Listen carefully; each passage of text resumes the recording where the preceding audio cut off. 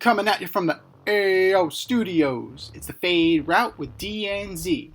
Here are your hosts, D and Z.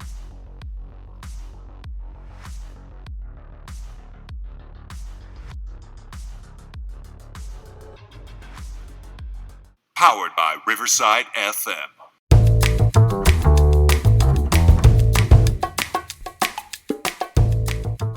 Coming at you live from the AO Studio.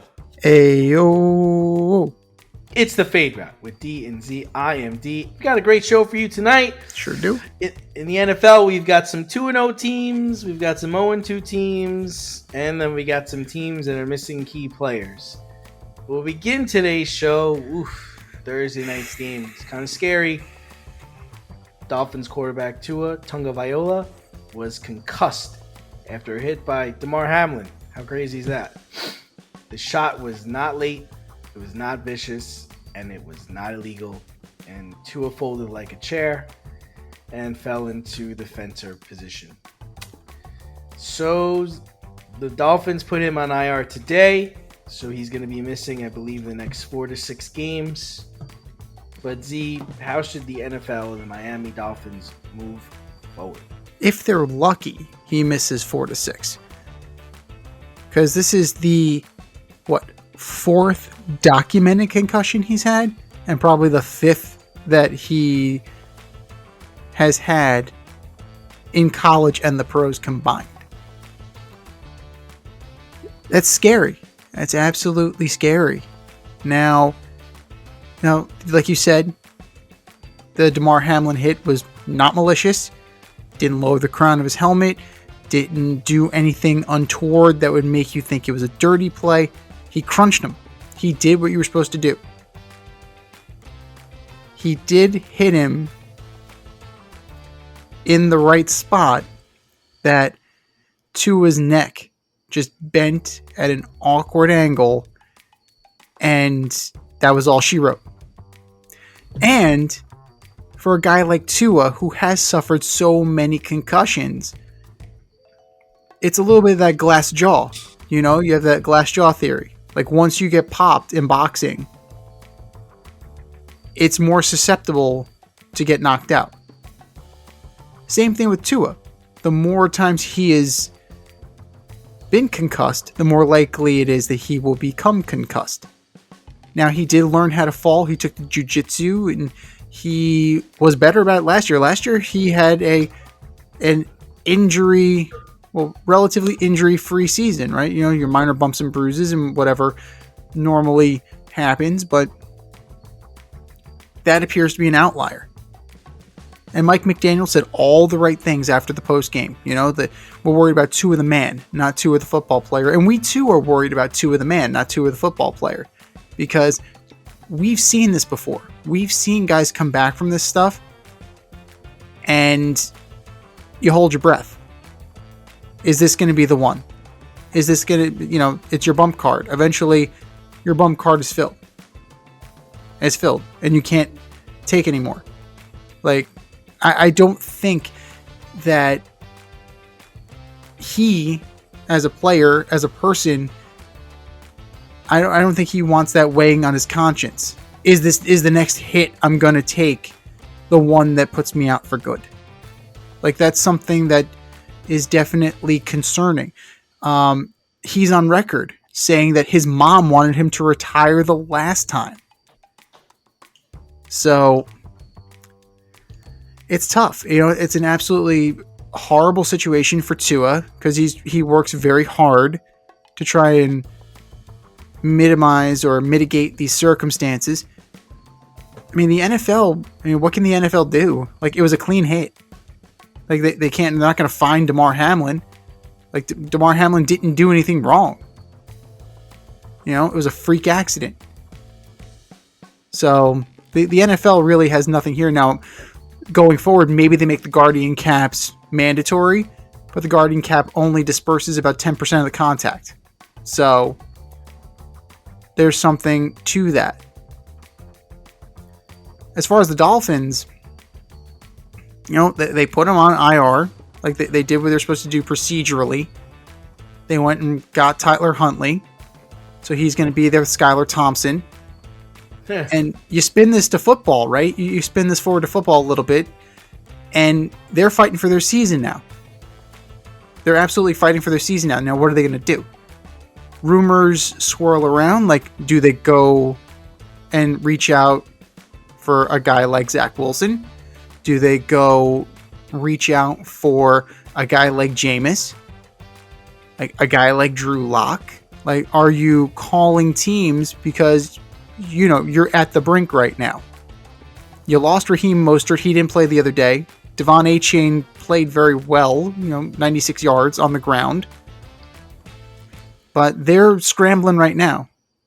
They're scrambling to salvage their season because, as presently constituted, they can be put in a 4-6 hole, right? They can be put in a major league hole, and Buffalo looks good so far. I know that we said that we weren't sure what they are. Like, I was more bearish on them than you were. You were way more impressed and way more interested in what they were doing than I was. I didn't think they did all that great, but they're out to a hot start. They could get buried very quickly if they don't sort this thing out. Long term, you have to care for Tua the man, but unfortunately, this is the sad reality of football. It is next man up. It is a heartless business. And Tua, unfortunately, has to deal with that in addition to dealing with his recovery. Yeah, I mean, I think unfortunately, I think his career is over. I don't know any neuro doctor that's going to sign off and say, yeah, go play football. Right? No way. What doctor is going to say, you know what, I advise you can go back out there? Who's going to sign their name to that? I wouldn't. I'm not even capable of doing it, but I'm not. Because the truth of the matter is, got up and he walked off under his own power. But we've seen it where he's gotten knocked down and not been able to get back up. Yeah. And now, every time this guy is going to take a hit, everybody at home and everybody in the stands is going to be holding their breath. Because we don't know what the result's going to be. And if the next time he gets hit and he's out for the count and he goes to sleep, then what? Right. Then what? Who's that on? And then let's say something seriously happens to him. Let's say he gets knocked out so bad that he can't remember who he is, or he loses, some kind of, capabilities. And you present this case to a court or to officials, and they're going to look at the 3 or 4 concussions he took, and they're going to say, wait a minute. You guys saw all this happen. You let him back out there? And you let this happen again? Who's negligent? Who's not? Because he ain't going to sign no waiver. No. Who's negligent? The Dolphins negligent? Is National Football League negligent? If this man goes out there again, that's just negligence. I'm sorry. I like him. And I think at some point you've taken too many hits and your head can't take any. He can't take any more. And unfortunately, it's happened early in his career. Because we don't know. And it wasn't a bad hit. And that's the worst part about it. It wasn't even a bad hit. And if he slides, we're probably not even talking about this now. But I don't know. I mean, everyone, I don't know if all our listeners remember, but when Steve Young, I think it was 98 or 99, the running back missed the call, didn't block Aeneas Williams. He hit Steve Young so hard, Steve Young went to sleep on the field. Didn't even remember anything that happened that day. And then he knew it was time. So, I don't think he should play anymore. I think he should hang it up. And it's easy for me to say because I'm not quarterback. I'm not him. I haven't worked as hard as he has.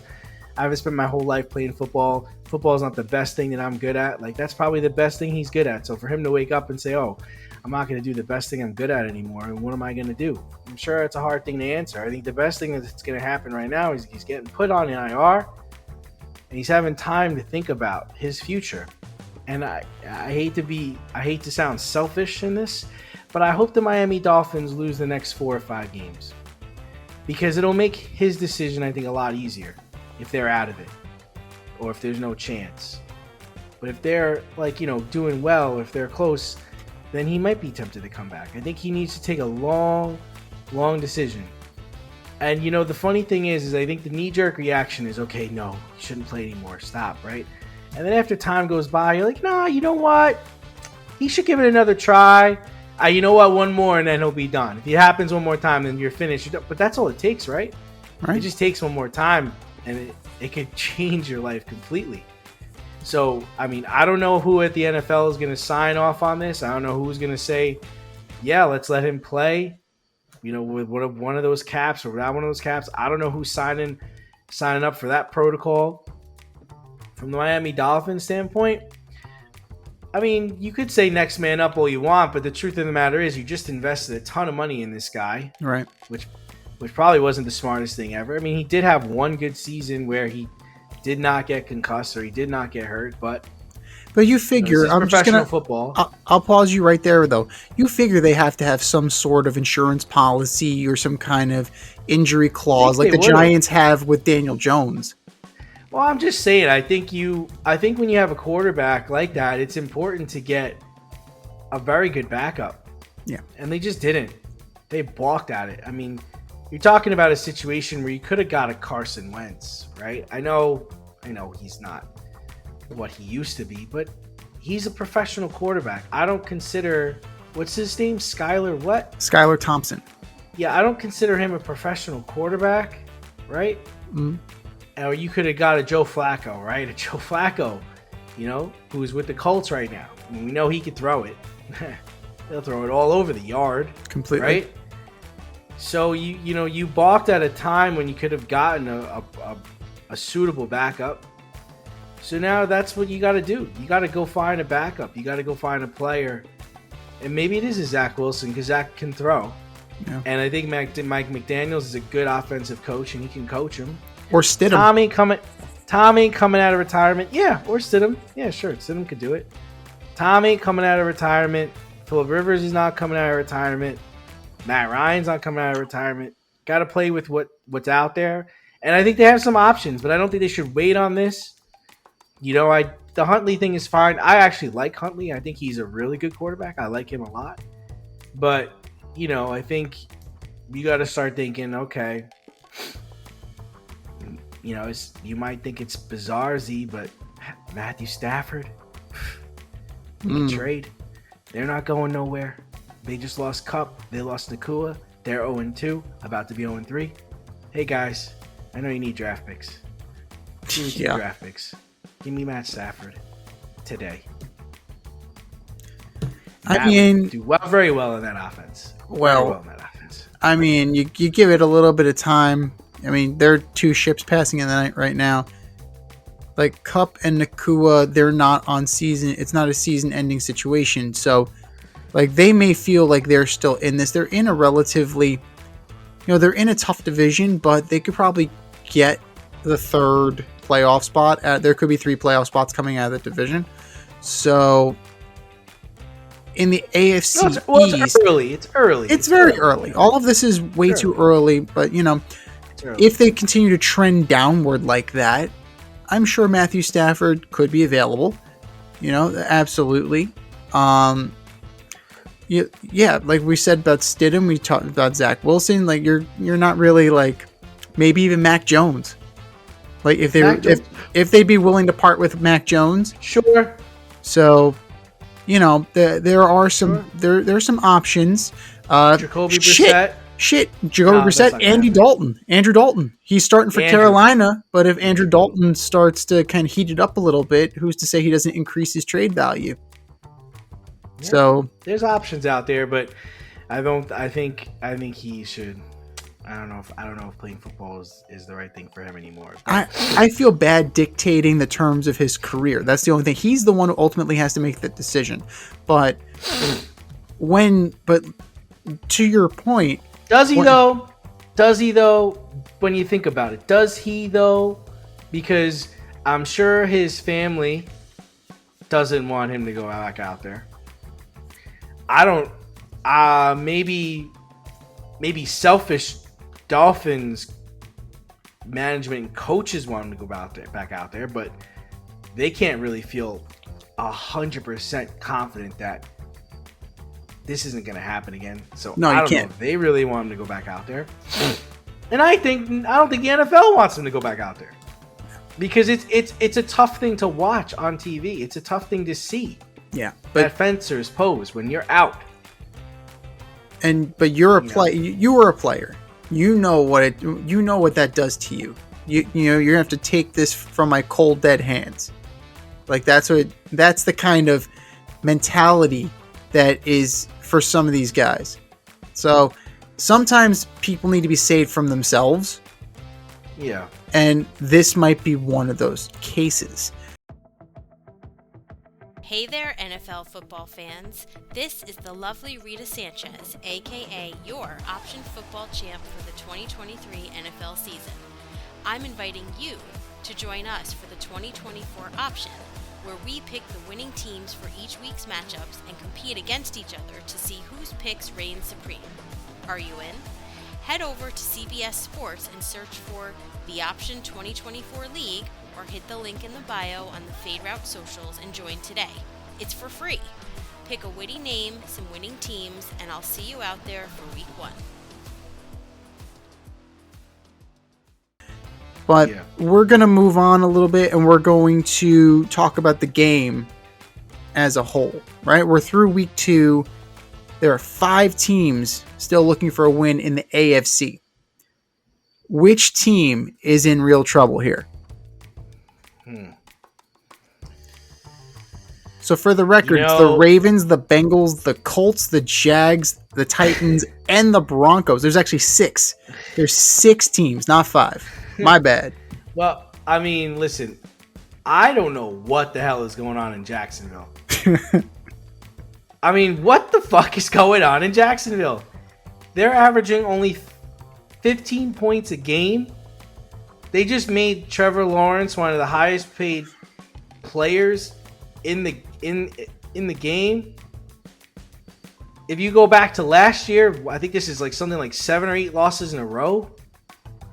Like, am I missing something? You got Travis Etienne.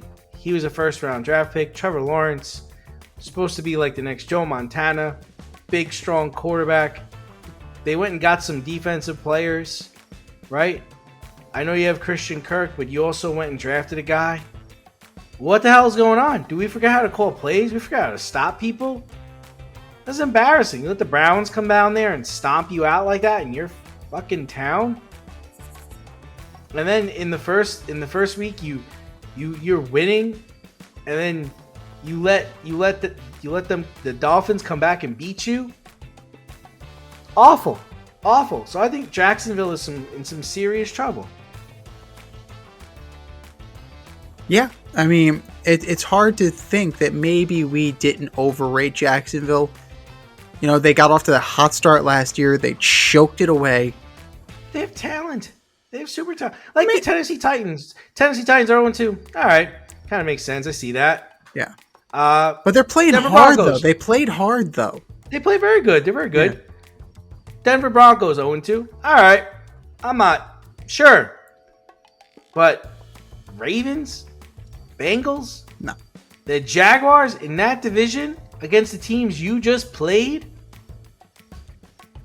Ugh. Basura. So the Colts haven't looked that great with Anthony Richardson. They've been okay. I mean, the Jaguars, offensively, they looked all right, but I don't know. Defense is a problem. This is just what he's going to be, though. Like, he's going to be up and down. You know what I mean? That's the life of a young quarterback. Now, remember, this is his rookie year because he left.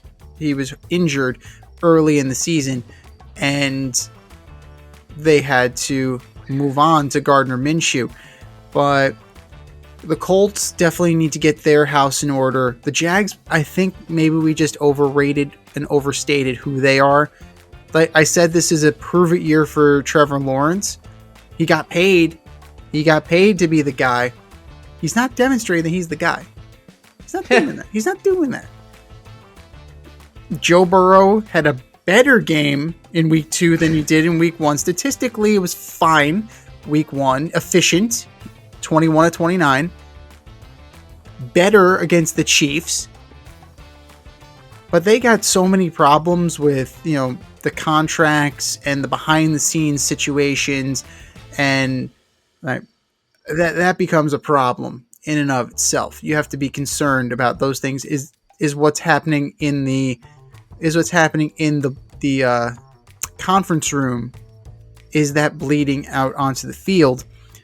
And I mean, the Broncos are the Broncos, the Titans are the Titans. We didn't think that highly of them to begin with, so we don't have to worry about them being in trouble because they were already behind the 8 ball before the season started. That leaves you with the Baltimore Ravens. They're a minus 10 point differential. They're a minus 10. You lost to the fucking Raiders. You lost to the Raiders. Now, yes, the Raiders are better. They're better than they were. Gardner Minshew is a better quarterback than Aiden O'Connell. But you lost to a inferior team. I don't care if they have Devontae Adams. They're an inferior team.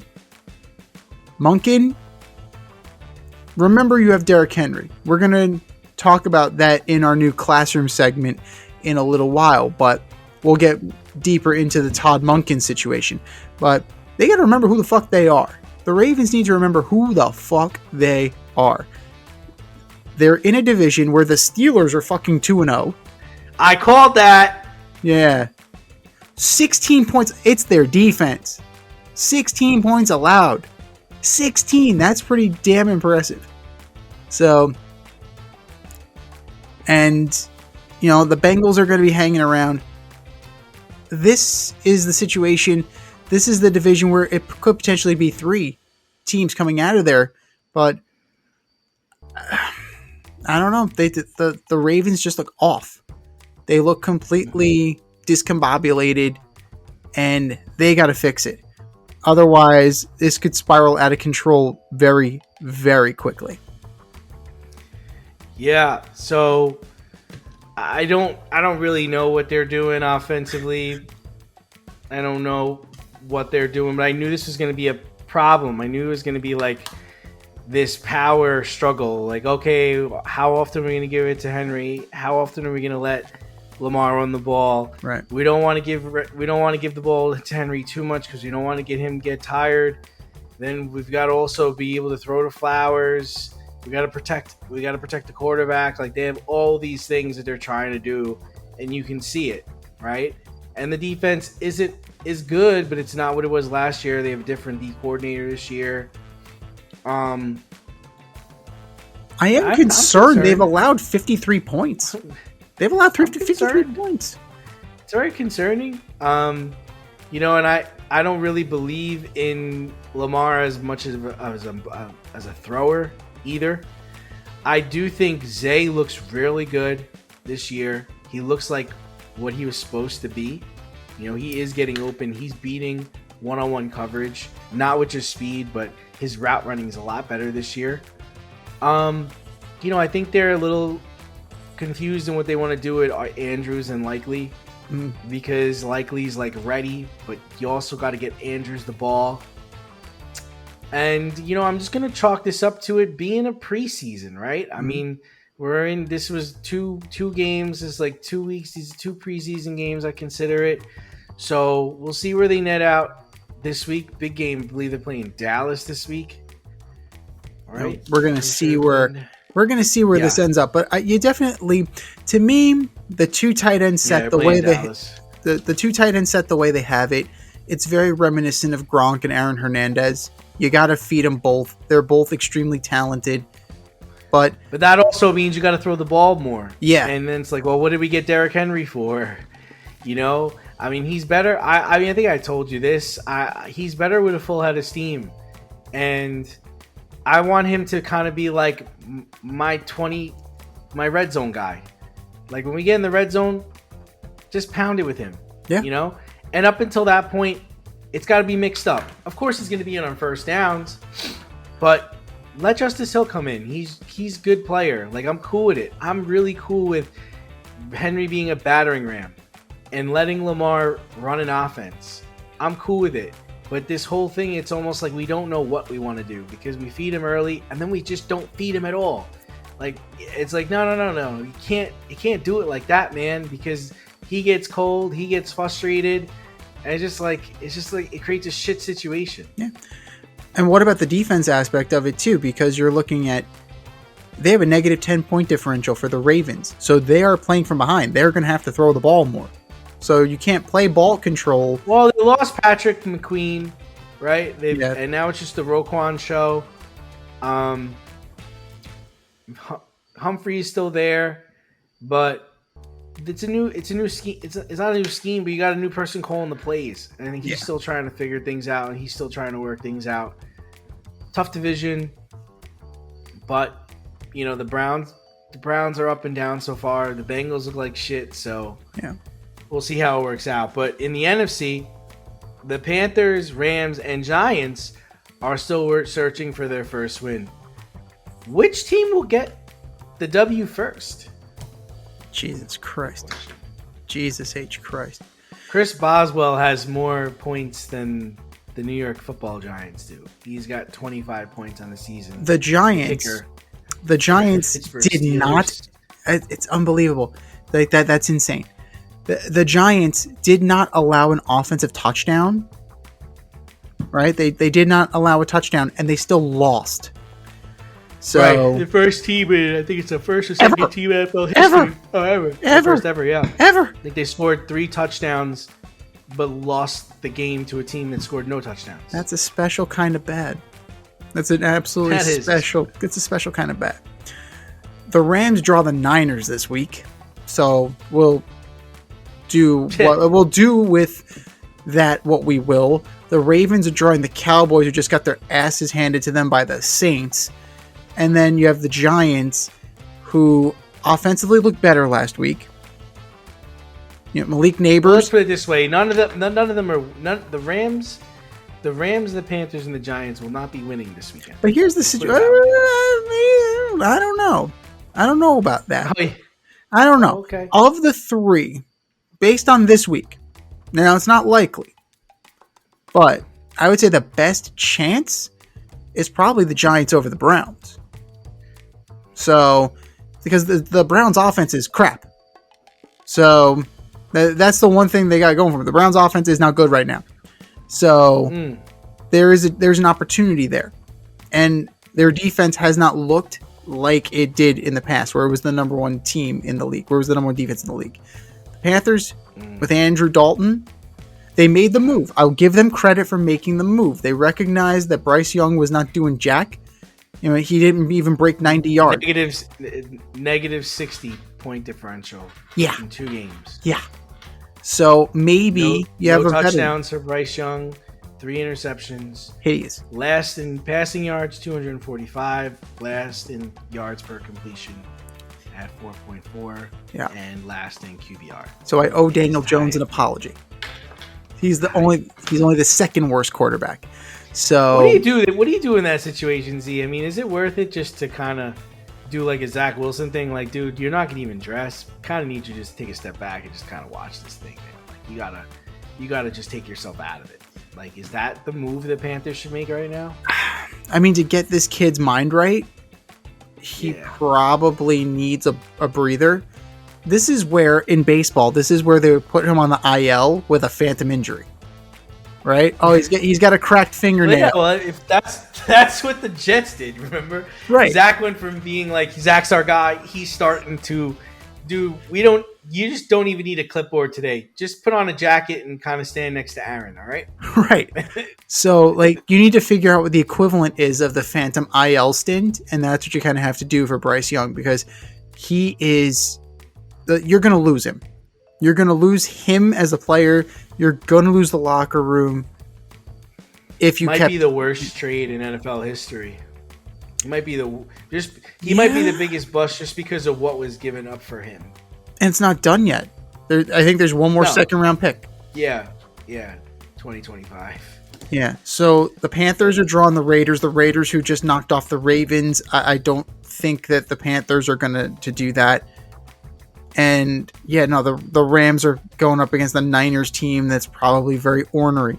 So of the best of the three, the Giants may actually have a chance this week. But who would most likely get their win sooner? Yeah. The Rams are just decimated right now. Like the Rams are absolutely decimated on offense. So I'm probably still going to go with the Giants. I think the Giants, as presently constituted, they're better than the Panthers, even with Andrew Dalton. Dalton to Thielen could be really good. We'll see. Those are two guys who could end up on the block at some point, as I'm sure they're going to try and shed payroll, trying to get out from under this nightmare. But yeah, I gotta think that the Giants, they have the running game. Singletary looks really good. Nabers looks explosive. He's shifty. He's exactly what you were advertised when he came out of LSU. The defense is a problem. The defense is an absolute problem. Kicker is now going to be a problem because Graham Gano got hurt on the opening kickoff. my leg. Yeah, his hamstring rolled up, and boom, done. First play of the game. That set the tone. That really set the tone, boys. So, they brought in Randy Bullock for a workout. They brought in Riley Patterson. They brought in some guys. Hopefully, they impressed. Randy Bullock, that fat bastard. That's pretty awesome. The chunky kicker. I call him the Teletubby. Yeah, exactly. He's a chunker, but he can kick, man. So we'll see what goes on there. In the Rams, Kupp, who knows? Nakua, who knows? Who's Stafford throwing the ball to? And that defense is better than I thought it was going to be, especially since Aaron Donald's not there. But can it withstand not having any offensive complement? And I don't think so. So for me, Giants 1, probably Panthers 2, and then Rams 3. Yeah, I think the Rams have a chance. I think next week they play the Bears. And then I think in week 7, there's another opportunity because I think, let me see here, the Panthers play the Commanders. That might be a chance. I don't really like the Giants' schedule. I think they have some tough games coming up. I like how you have the faith in them to go into Cleveland and believe land and win there, but I think the Cleveland Browns defense is really good. So I don't know how that's going to work out. And then in week 9, the Giants play the Commanders. I think that's a winnable game. So maybe they'll actually have a kicker. I would go with the Rams. I think the Rams get the W next weekend against the Bears. But man, what a fucking mess! It really is. When you think about,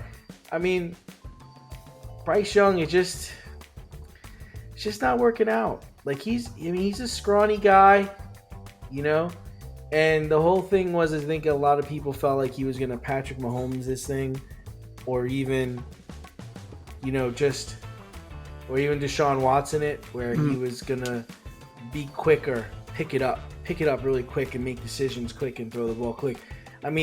He has had 3 head coaches in 3 years. 3 head coaches in 2 years, not even. And then 2 years, and then 2 different offensive coordinators. Yeah. What talent has he really had? We can make a bunch of excuses why it hasn't worked, but then you look at a guy like Stroud and you're like, oh, that's the way it's supposed to look, I guess, right? Yeah. Or if you look, we can even look at Caleb Williams right now and say, okay, this isn't really looking the way it's supposed to look. But at times we see the Anthony Richardson Richardson, we see that flash. We're like, oh wow, you could do that. And you know what? We just haven't seen that from Bryce Young, right? No. There hasn't been a play or something that's happened that we've been like, oh, okay, that's why you were the first pick. Okay, I see it now. I think, and he looks slow.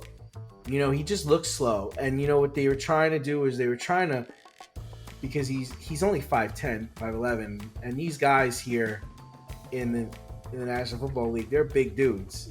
And that may be generous too. They were trying to get him rolled out so he could see where he's throwing it. That hasn't worked. And even in the last 2 games, he's just missing guys. You're missing easy throws. When the running back runs in the flat, lead him upfield. That's an easy throw, bro. You got to make that throw. And I can't even really pick out a play I saw of his. I was like, wow, So I think it's smart for them to pull the plug early. Just know what it is. That people move on now. People don't stick with quarterbacks long. I mean, look at Geno Smith and Sam Darnold. Both are top 10 passers right now. Yeah. And they both played for the Jets. But, and then also maybe it's just a Panthers thing because you had Sam Darnold who was there, right? Yep. He was with the Panthers. You had Baker Mayfield who was there for a hot second. And all those guys left. So it's the ghost of Cam Newton. Thing. It's the ghost of Cam Newton. But you can't help but smile when you see a balloon. PopstarsBalloons.com offers spectacular balloon decor for all of life's events, specializing in custom balloon creations and installations for private events, corporate and school functions, photo shoots, brand events, and fundraisers. Led by certified balloon artists, the Popstars Balloon team shape balloons into custom works of art. Popstar Balloons provides full concept balloon design, build and installation services, as well as pre-assembled decor pieces available for pickup or delivery. Popstar Balloons is a woman-owned, small family business focused on providing professional balloon services using only high-quality, 100% biodegradable natural latex balloons made in the US and Italy. They consistently prioritize the safest use and handling of balloons in a sustainable and responsible manner. Popstars Balloons is located in Westchester County, New York, but likes to party at events throughout New York City, Connecticut, Long Island, and New Jersey. Popstars Balloons can also accommodate balloon decor services for destination events. No event too big, no event too small, and their custom personalization service is the perfect touch. They also offer a full line of event decor options like backdrop, prop rentals, tablescapes, dessert table setups, custom signs, and they always deliver with a smile. Whether you're looking for gift balloons, classic decor, or large-scale design for a big impact, Popstars Balloons will create the perfect decor for your theme, vibe, and space. So if you have an idea in mind or need inspiration, Popstars Balloons decor will be the cutting edge and spectacular. Visit popstarballoons.com to pop your next event.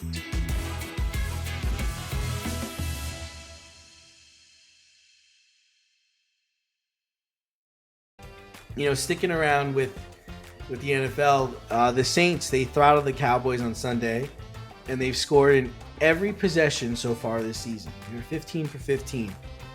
And the Vikings are 2-0 with Sam Darnold, baby. And beating the Giants and the 49ers. That's what you get for cutting me, he said. So are the Saints and Vikings the best teams in the NFC? Fuck! That was Dak Prescott after his second pick the other day. So, I mean, they're the only two, well, they're undefeated.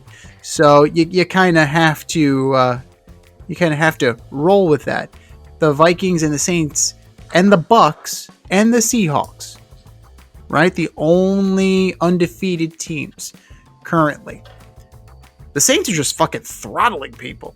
They've scored a combined 91 points. 91 points. That's what they've scored.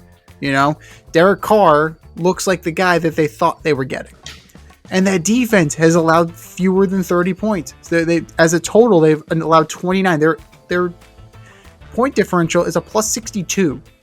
That's insane. That's insane. Is it sustainable? Probably not. I would say no. How about no? But, How about no? 20 carries for 115 yards and 3 tutties for Alvin Kamara against a Dallas defense that is probably overrated because it's the Dallas Cowboys. It's implied. So, well, they played lights out last weekend. I mean, they crushed it. So let's not. I mean, the Dallas last weekend, not this past weekend, but the opening weekend, they really laid it to the Browns. Yeah. So they took it to the Browns, and I'm not convinced the Browns are that good. It's a year-to-year situation, right? Yeah. I don't know that right now. The offense looks terrible, and the defense was not looking great. They could not get to Dak. So that's a problem. Saints could get to Dak, sacked him 3 times. Whoa, wait, hold on. Wait. You talking about the Browns? Yeah. No, they got to Dak. They got to Dak 3 times. They got 3 sacks on Dak. That was pretty good. That's pretty good for a defense. You don't think that's good? Not the caliber of Myles Garrett. Okay. So, I mean, you're looking at an issue where they ran right through Dallas too. Kamara, 20 for 115. That's like, when was the last time Alvin Kamara had that stat line? 20 for 115 and 3 touchdowns. It's been a while. Championship 2022. It's been a while. It's been a while since Alvin Kamara did that. Easily the most productive guy out there. Plus, he had a receiving touchdown. So let's throw that out there too. Derek Carr didn't need to do that much. 11 to 16. But 243 and 2 touchdowns. So they were efficient. They were balanced. And they were dynamic. That being said, the more impressive win is Minnesota because of the caliber of opponent. We have higher expectations for the 49ers than we do for the Dallas Cowboys. Even without McCaffrey, now Deebo Samuel is hurt. Yeah, the Niners are still deep, and the Niners still have that defense. They still got Bosa, they still have Warner, they still have Lenore, they still have their guys. So, for Sam Darnold to do what he's doing, it's excellent. 17 to 26, 268, 2 tutties and a pick. And throwing it though, like he's slinging it. Yeah. He's slinging it. He ain't sitting down there dinking and dunking. No, he's going for home run. He's going for home run balls from his own end zone. 97-yard touch. Jefferson's hurt now. Justin Jefferson's hurt. Yeah, and Jordan Addison's hurt. So that might hurt him this weekend. If he's able to come out this weekend on top, Sam Darnold, comeback player of the year, baby. Love it. Sounds great. Yeah. That being said, Sam Darnold is definitely, if you don't have Addison, if you don't have Jefferson, we'll see what Sam Darnold can do. Because then you have Jalen Naylor as your number 1 receiver. You're going to go Trent Sherfield. The drop-off is real. What I would say, just as a well-rounded team right now, you know, I think the Minnesota Vikings are the team to beat right now because their defense is playing extremely well. And like I said, Sam is looking like the Sam he always does. Like we talked about a couple weeks ago, he looks like the Sam through the first 3 or 4 games. You know, nobody's seen any tape on me. I'm flashing. I'm not seeing ghosts out there. I'm good, you know. So we'll see what happens when the tape is out and Justin Jefferson's out and Jordan Addison's out and Aaron Jones comes down to earth. I do like what the Saints are doing, but I agree with you. Like, I don't believe in Derek Carr. I've never believed in Derek Carr. Derek Carr don't believe in Derek Carr. So, I think what they're doing, though, is they're surprising a lot of people because they're not – Olave is not the guy. Like, they're throwing it to Shaheed. Yeah, Shaheed is the guy. That's taking people that's taking things off. That's taking people by surprise. And Kamara is like playing like 2018 Kamara, like flying. You know, can't be. He's going like 4 or 5 yards before he's even touched. Their offensive line is blowing people off the ball. Something that nobody expected was for them to be throwing people off the ball. And Dennis Allen has always been a defensive-minded guy. He's always been a defensive coach. So it's no surprise there that the defense is, you know, taking care of theirs. They always play really good defense. So let's see if it's sustainable. They're in a shit division, so it's definitely winnable. The Minnesota Vikings, I mean, listen, OKC, KOC, Kevin O'Connell, if he keeps getting Sam up and Sam playing well, I told you Sam could do this. I love Sam Darnold. I've always liked Sam Darnold. I always thought he was a good player.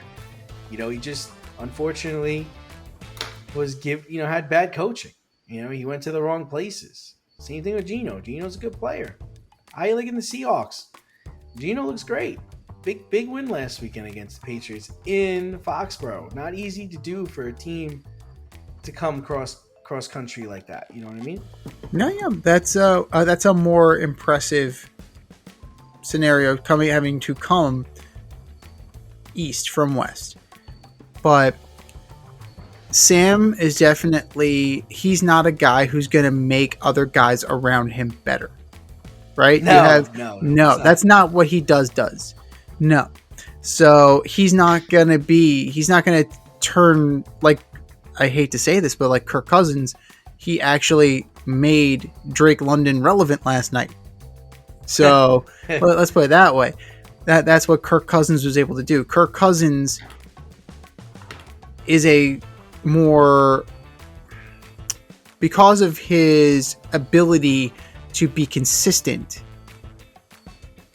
and because of his ability to command even when you're, getting flustered, that takes him above, right? That takes the good to very good. Like, that's where you need to go. And then you need to go from mediocre to good. You have to kind of master these things. Sam Darnold's good for about 4 or 5 games. We'll see if he can do it for the long term. It's like Gardner Minshew. Yeah. Gardner Minshew's good for 4 or 5ve games. Can he do it? 2 or 3. Yeah, well, he had the Colts in playoff contention. So that, there's something to be said for that. So you're gonna get that level. We thought Geno was that guy. He's a spark for a few games. Turns out they've been doing some coaching up in Seattle. Turns out they turned Geno Smith into not only the comeback player of the year, but one of the higher echelon quarterbacks in the league. Top 10, yeah. But lots of key players went down this weekend. Yeah. And we'll be missing extended time. Deebo Samuels, Cooper Kupp, Isaiah Pacheco, Tua, Rashad White, just to name a few. So which team is going to be okay despite losing their star? Well, Kupp and Puka is a 1-2 punch that is going to drop the Rams temporarily. Rashad White, who's his backup? Yeah, I got Bucky Irving, baby. Bucky Irving, baby. Bucky Irving. Pick him up in your fantasy. Yeah. Get it. Go get it while he's hot. Oh dear. Bucky Irving. That's who we're going to be, that's where we're hanging our hat on with Tampa Bay. Now, the good thing about Tampa Bay is they have these fellas, maybe you heard of them, Mike Evans and Chris Godwin. So, yeah, those names sound familiar. So, I think Tampa Bay will be okay. Same thing with Debo. Like, you lose Debo, you lose Christian McCaffrey. All of a sudden, you got you have Mason, you have Ayuk, you have Kittle, you have Jennings. Like, they're not going to miss a beat. They're absolutely not going to miss a beat. So, Pacheco, that's interesting. They went and signed Kareem Hunt. The Chiefs brought back Kareem Hunt to the practice squad. Love it. Kareemy! Now, Clyde Edwards-Helaire, I think, is eligible to come off of the non-football injury list in week 5. I think it's week 5. So they're going to be okay. It's the question of who's deeper, the Chiefs or the Niners. And as presently constituted, with the way Rice is playing, with the way Worthy is playing, the way 3 tight ends are playing, I gotta say the Chiefs are going to fare the best out of all of them. Because it's the Chiefs. It's what they do. What we've already talked about. They've only been winning games by 1 score, and those games are at home. I mean, what happens when they go on the road and face some adversity? I don't know. Their offense isn't what it used to be. Kelsey really hasn't gotten kicked into gear yet. No, he hasn't. But they're also bringing his targets down. So maybe it's a little situation where they're just keeping him fresh for later in the year. Because maybe, Travis Kelsey plays a physical game. And it's possible that he's getting beat up. But, he's a tight end. You're going to get beat up at that position. Because you're an extension of the offensive line. So maybe they're trying to work Gray in. They're trying to work the third tight end in, Justin Watson. They're really trying to take the load off of Kelsey and keep him fresh. But, I mean, if that's the case, you're running 5 guys deep. And if Juju ever gets going, that's 6. So that's pretty darn good. They did a pretty darn good job of giving Mahomes enough to work with and the depth to withstand this. The Niners are starting to thin out a little bit. They still have some top-level guys, but they are starting to thin out a little bit. And that's what concerns me. The Rams are completely thinned out. So it's going to be a tough road. It's absolutely going to be a tough road. But, I mean, we'll definitely see what's going on and how they're going to proceed. Well, for me, I think it's the Rams. But, losing Kupp, because you've already lost Nakua. But right behind them, I have the 49ers. I think Deebo Samuel is one of their best offensive weapons. Their offense is different when he's out there.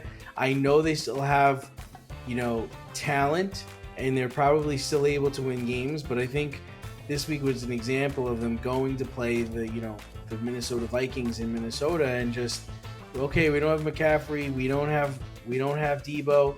Now you need more out of Purdy. You need more out of everybody else. And it's just not there. Deebo's like a Swiss Army knife, and he lines up in the backfield. He goes over the middle. He's a big dude. He's fast. And Brandon Ayuk has a golden opportunity right now to show why he got the money he got paid, because he's going to be the guy. And I'm not sure he could be the guy. I'm not sure if he's built to beat one-on-one coverage. I don't know if he can handle, having the number 1 corner on him and not being in the slot and things like that. Or, having all the attention on him, because now he's the guy that they're going to be most worried about, Yeah. So it'll be interesting to see how things play out. The good thing is that he still has Kittle there, so that could take the pressure off a little bit. And, this could really be a big coming out party for Jawan Jennings. In flashes, he's shown that he's really good. That's true. Yes, 100%. I agree. Yeah, Jordan Mason and Jawan Jennings. I would definitely look at them. And, in the weeks to come, I don't know how long it's going to take him to be ramped up and ready to go, but I know that they were high on Pearsall. Now, Pearsall got shot before the year started, so I don't know what the timeline is, but, Pearsall, it's an opportunity for Pearsall, too, if he's able to play.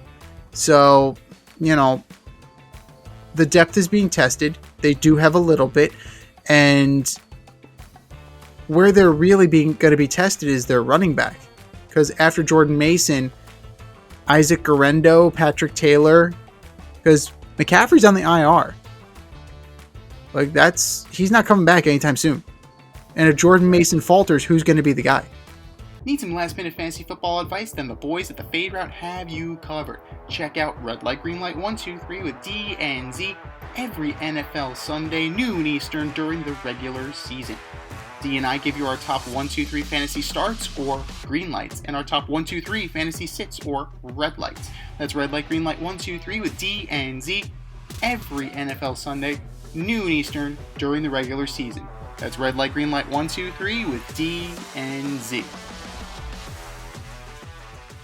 Speaking of the guy, somebody who we thought was the guy, Mike Trout is looking forward to next season, as he often does, as he's home recuperating from an injury. Reports indicate that he might be playing a different position next year. Trout's eyeing the possibility of moving to a corner outfield spot or playing DH. Is this the right move for Trout and the Angels? I'd just trade him. I don't see the point.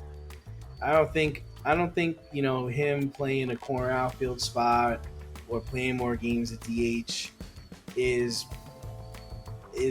gonna stop him from getting hurt. This guy gets hurt swinging a bat. This guy, just his knee, his wrist, his hand, it's always something, and just package his ass over to the Phillies and just get this over with. I mean, maybe just change of scenery will do him good. Maybe it's just what he needs, to see him play. I want to see Mike Trout play. I want to see him play. We don't get to see him play. He hasn't played in like August and September. I can't even remember the last time he did it. So I think they should just move on instead of figuring out like if he's gonna play a corner outfield position or if he's gonna play first base or just DH. Let's try to find him a new team to go to. Well, it's not just that they need to do right by Mike Trout here, because he did stay, right? He took on the mantle of being the face of the franchise. He is a 3-time MVP, right? He has several accolades. He keeps your franchise relevant. The problem His is best days are behind him. but that's the problem, though. They should have traded him 2 years ago, right? They should have gotten rid of him 2 years ago, or 3 years ago, back before his body really started to break down and betray him. It's not going to be the return on the investment is not going to be nearly what it could have been. Whether it's the Orioles, whether it's the Phillies, whether it's,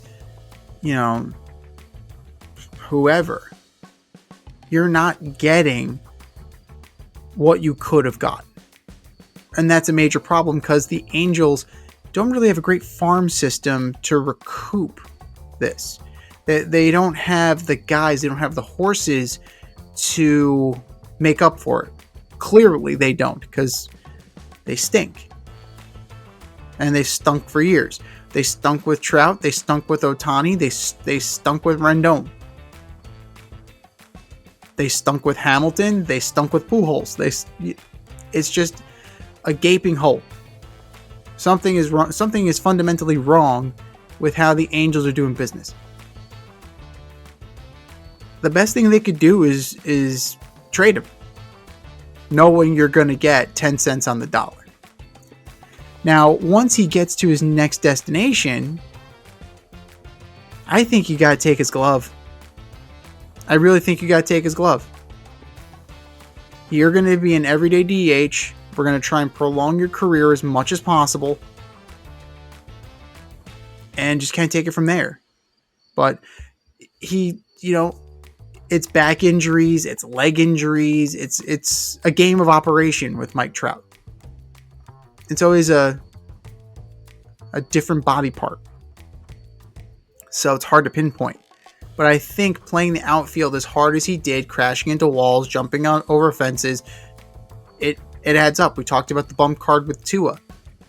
Trump's bump card, it's finally over. Like that was the last one. So I know you say the Phillies. I mean, they could certainly, that would certainly be an impact bat. I don't know. I gotta think there are more suitors out there, right? That seems the most logical. But there's got to be some teams out there that will pony up for a guy like Mike Trout.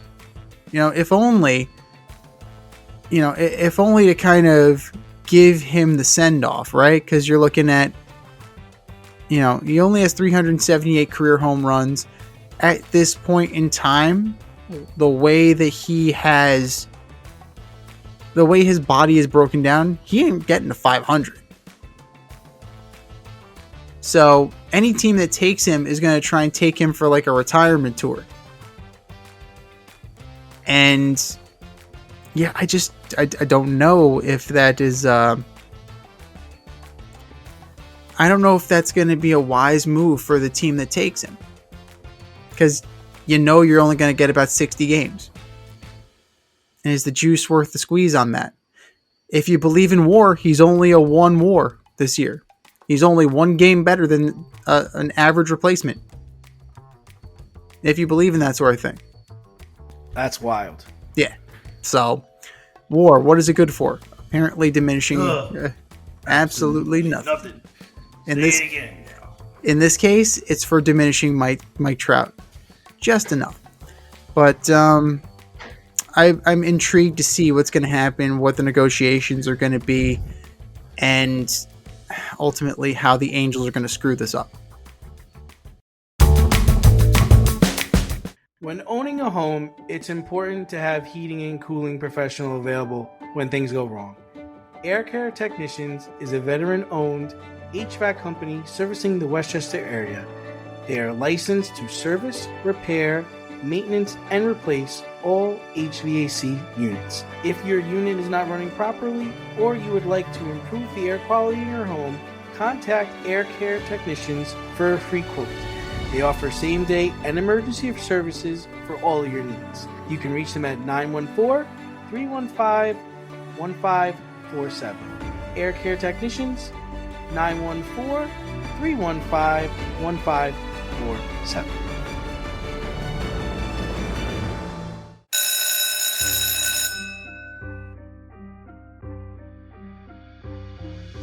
Time to put some grades in. Welcome to the classroom.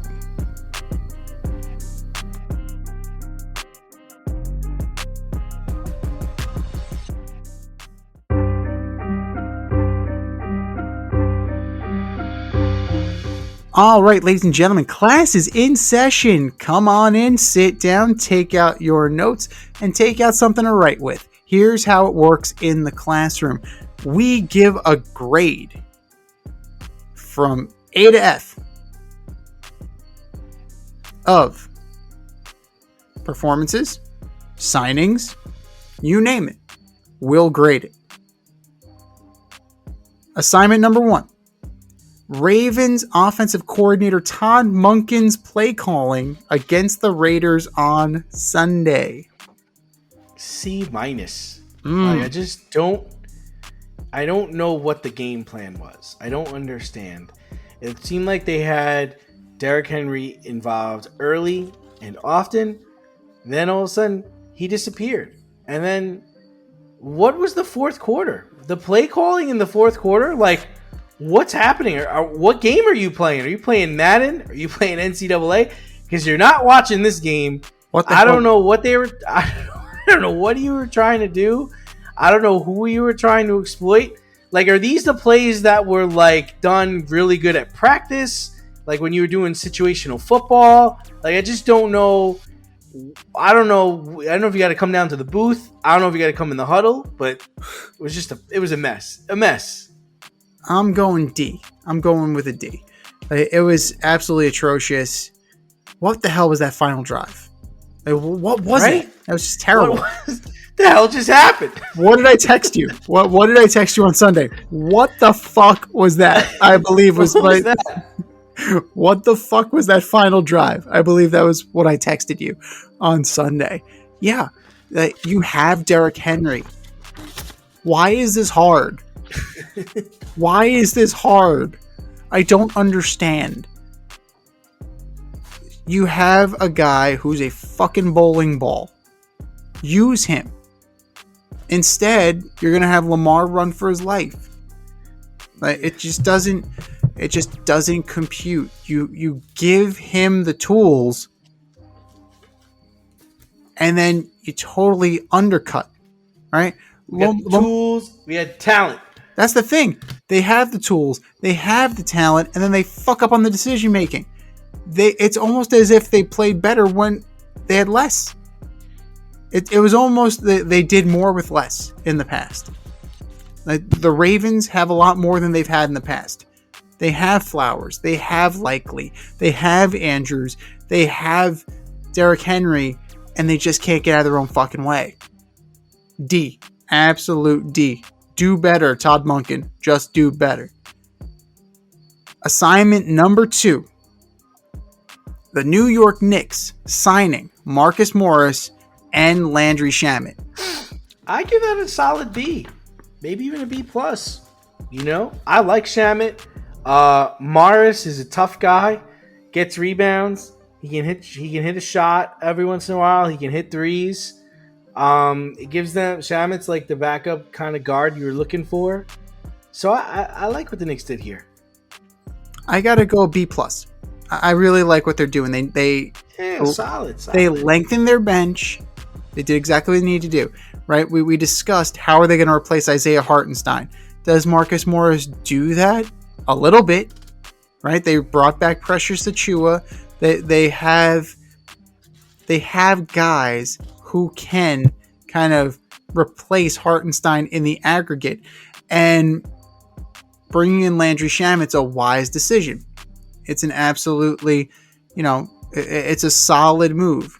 Yeah, he only averages about 9 points a game, but he's a career 38% 3-point shooter. You take that. You absolutely take that. Morris brings you toughness. He brings you physicality. He'll give you that grit work, possibly taking some of the pressure off of Julius Randle. So I think that's important. And what does this do? It makes you more formidable against teams like the Pacers, teams like the Celtics. It makes you tougher. It makes you more difficult to beat. So I think that the New York Knicks made a smart decision. Those little tweaks to a roster that is very good, and they're poised to maintain that 2 spot or possibly sneak in on the 1. What do you want us to grade? Hit us up, faderoutemail@gmail.com, or slide in our DMs on IG at FadeRoutePodcast, or drop us a line on X at FadeRouteDNZ. Let us know. But for now, class dismissed.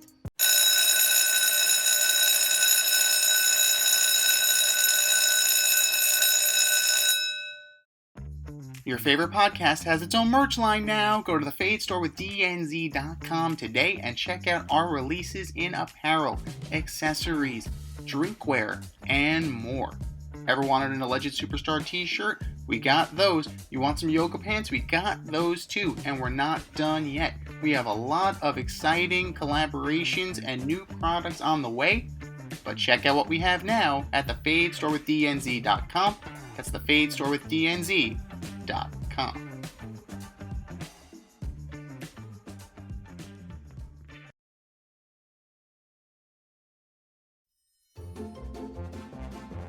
Who's the best of the worst this week in sports?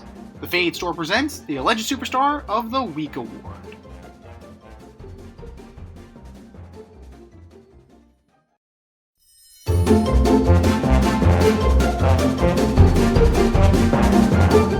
All right, boys and girls, you know what time it is. It's time for the Alleged Superstar of the Week. You know how it goes. We put up a poll on our X account at FadeRouteDNZ and our Instagram poll at FadeRoutePodcast, and you vote. And you vote, and you vote, and you vote. And the winner of said vote gets a shout out on this here show and takes home the coveted ass trophy. And do you know who took home the coveted ass trophy last week, D? You don't. That would be the Jets. Jets. Oh! The Paper Planes. The Paper Planes. The New York Paper Planes. But that was last week. This is this week. Who were your nominees for Alleged Superstar of the Week, D? That's actually a really good question. question. Okay, I got my list right here. All right, first up, I've got your first overall pick of 2 years ago, Bryce Young. Panthers currently have a negative 60-point differential. Bryce Young has 0 touchdowns, 3 interceptions. He's last in QBR, last in yards per completion. Oh, and he just ended up on the bench. Oof. Bryce Young, you are my alleged superstar of the week. Number 2, the Jacksonville Jaguars. What? Averaging 2 touchdowns a game, losing to Miami when you were winning the entire game, having the Browns come and beat you in your town. Duval. Disaster. Jacksonville Jaguars, you are my alleged superstar of the week. And last but not least, Mike McDaniels. 1-11 in your last 12 games against teams with winning records. I know you lost Tua, but dude, you got to be able to beat teams with winning records. And right now, your methods are not getting that done. Mike McDaniels, you are my alleged superstar of the week. What do you got, Zeke? All good choices. You can't go wrong with that. You really can't go wrong with that. Yeah, Mike McDaniel, we're given a little bit of grace, but at the end of the day, you are what your record says you are. Speaking of you are what your record says you are, I'm gonna go with the White Sox, 36-115. Oh dear Jesus, that's atrocious. And GM Chris Getz is on record saying he's going to cut payroll for next season. Are you crazy? So you're saying this team's going to get worse? Is that what you're promising me? Getz, what the hell are you talking about? This team is already atrocious, and now you're going to have quadruple A players? What? These guys are furniture movers? Like, is that what we're doing here? I don't know how White Sox fans go to guaranteed rate. I don't know how you do this. I don't know how you stomach this, because looking from afar, it's a fucking joke. Chicago White Sox, you are my alleged superstar of the week. Number 2, the New York Football Giants. Did not allow a touchdown. Did not allow a touchdown at all. 7 field goals. And you lost. Did not allow a touchdown at all. Plus, you had a great performance by Nabers. You had a great performance by Singletary. You had a decent enough performance from Daniel Jones. A squandered opportunity against the Commies, who weren't that great. You had them. You couldn't put them away. Even with Graham Gano getting hurt. Plenty of missed opportunities there. How about a defensive stop? How about a sack on 3rd down and you take them out of field goal range? How about you not let the Commies march down the field and drain all the time to kick a chip shot game-winning field goal? How about you do that? Yeah, Wink Martindale's not here. Show some fucking pride. Show some of that New York Giant pride. New York Football Giants, you are my alleged superstar of the week. And then last but not least, the Philadelphia Eagles. Monday Night Football, you have the game won. You have the game won. All you have to do is run for a 1st down, kick a field goal. That's all you have to do. Instead, you try and pass out to Saquon Barkley in the flat, and Giant fans can tell you this much: that's a dicey proposition. So he bobbled it, he dropped it, and guess what happened? The Atlanta Falcons marched down the fucking field, right down your throat, and took the game from you. Falcons win. Falcons win. Absolutely atrocious, boneheaded play calling by Nick Sirianni. Philadelphia Eagles, you are my alleged superstar of the week. I think we said our piece. Go to our X account at Fade Route DNZ. Go to our Instagram poll at Fade Route Podcast and vote. And vote, and vote, and vote. And for our nominees. You're better than that. Just do better. Just do better. This has been the Fade Route with D&Z. Thanks for tuning in tonight. Catch our podcast on Wednesday nights on Spotify, iTunes, iHeartRadio, or wherever you listen to your podcast. So until next time, stay fade, everyone. Time for us to run the go route. We'll talk to you next week.